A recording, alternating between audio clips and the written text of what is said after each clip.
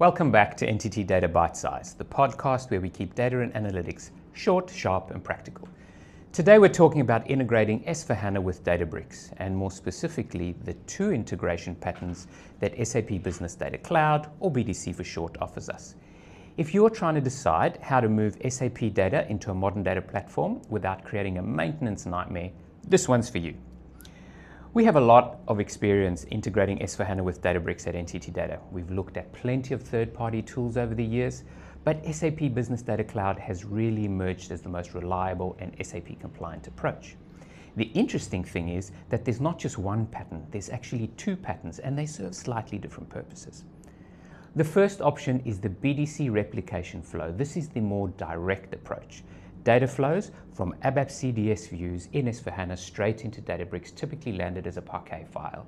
There's no staged data inside BDC itself. Think of this as a pure data replication. It's near real time, it's simple, and it's mature. This pattern's been used at scale successfully for more than 2 years. The trade-off, you own the conversion to Delta Parquet.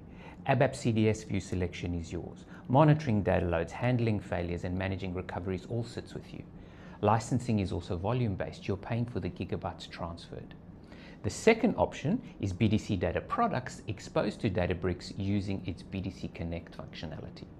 Here, data from S4 is still replicated from CDS views, but it's first staged in BDC's data lake layer, sometimes called the foundation service.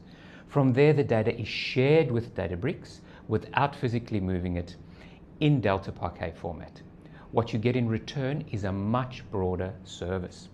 SAP decides which views to use, how to architect the data products, manages the data loads and consistency for you, even as S/4HANA gets upgraded underneath. You also get ready-made intelligent apps, reusable data products for things like budgeting and forecasting, and even power user data wrangling in DataSphere. Licensing, however, shifts away from data volumes and is instead tied to the number of S/4HANA users you have. So which should you use?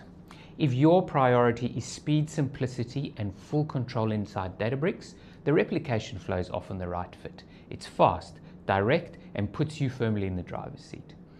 If you're looking for SAP managed data built-in governance, the ability to reuse the same data across analytics, planning, self-service, then the data products with Delta Share really shine.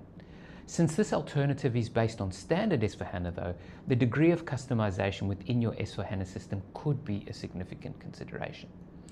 It's also worth calling out that the two approaches have very different licensing models, so cost can be a key deciding factor as well, especially at scale. One last point before we wrap up.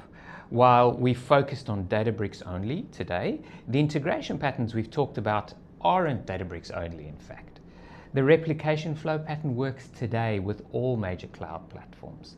The data product pattern will be generally available for Google BigQuery, Snowflake, and Microsoft Fabric at different stages throughout this year. So if you're not a Databricks shop today, there's no need to despair.